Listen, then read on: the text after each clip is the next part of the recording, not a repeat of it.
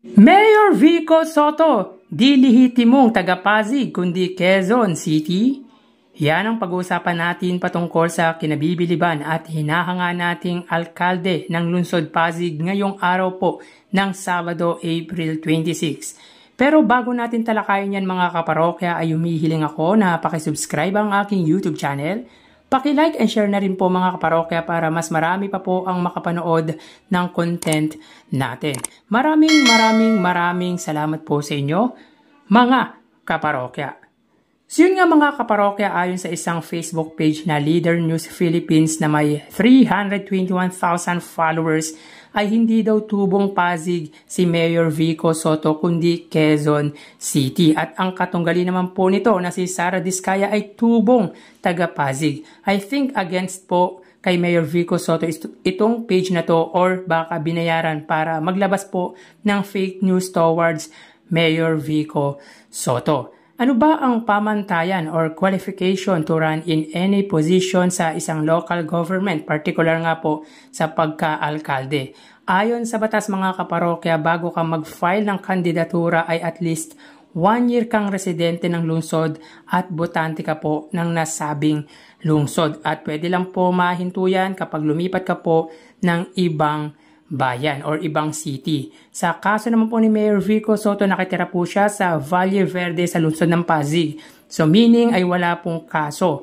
Tubo ka man o hindi, basta nasunod mo ang naaayon sa batas. Si Aramina nga, ilang beses nang tumakbo dito sa Quezon City. Lolo pa nga niya ang dating mayor dito na si Ismael Matay. Pero bakit nandyan sa Pasig ngayon? Ano bang pamantayan para masabing lehitimo kang taga Pasig or taga Quezon City? Dapat ba doon ka ipinanganak?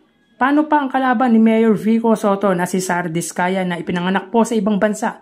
Sa mga hindi po nakakaalam, si Sara Diskaya or yung kalaban po ni Mayor Vico Soto ay ipinanganak po sa London. Tubong taga Pasig po ba? Masasabi yun mga kaparokya.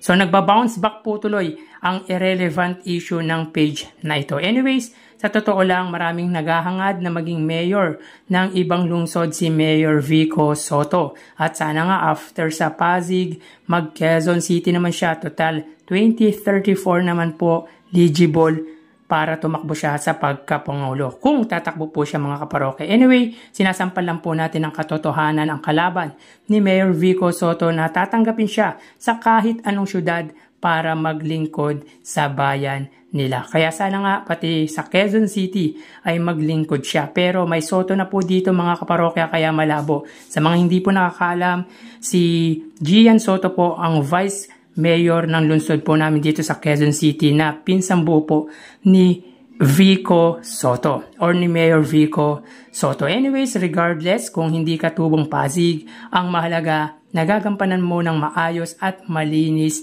ang tungkulin mo. Tulad ng ginagawa ni Mayor Vico Soto na pinaparamdam talaga sa mga Pasigueño yung tunay na umaagos ang pag-asa. May prinsipyo, pantay-pantay ang turing sa mamamayan niya. Pinaparamdam niya na sobrang laki ng pinagbago at pagbabago mula nang siya ang namahala. Tapat sa tungkulin at ayaw sa katiwalian. Hindi ginagamit ang posisyon para manlamang sa kapwa, manloko sa kapwa. Hindi nangangako at may takot sa Diyos. Kaya kakaiba nga sa lahat ng mga politician dito sa bansa, si Mayor Vico Soto. May matitinong politiko pero ibang-iba po talaga si Mayor Vico Soto. Mahirap niyan mga kaparokya, tubong Pasig ka nga pero niloloko mo naman ang Pasigueño, ang constituent mo. Yung hindi ka sumusunod sa batas at kumukuha ka sa kaban ng bayan. Kaya sobrang blessed ng Pasigueño dahil napunta sa kanila ang hindi tubong Pasigueño.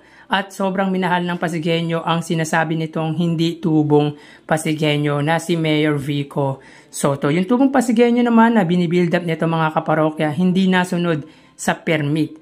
Permit na nga lang mga kaparokya, hindi pa makapag-comply. Nakuyari mga Pasigueño kapag naupo to sa pagka-mayor or kapag nanalo po ito bilang mayor. Pagsisisihan ng mga Pasigueño pag naihalal nila ito. Pero syempre hindi mangyayari yan mga kaparokya dahil matatalino na po ang mga Pasigueño. Ipagpapalit mo pa ba ang isang mayor na tapat na hindi corrupt at talagang ibinigay ang mga pribilehiyo ng mga Pasigueño? syempre hindi nila ipagpapalit ang isang mayor na talagang minahal ng mga Pasigueño. Kahit bayaran pa sila ng kalaban ni Mayor Vico Sotto, hindi nila pagpapalit ang prinsipyo nila para sa isang tao, kundi kay Mayor Vico Sotto lang. So hanggang dito na lang po tayo mga parokya, magsiingat po tayo palagi. Thank you and God bless.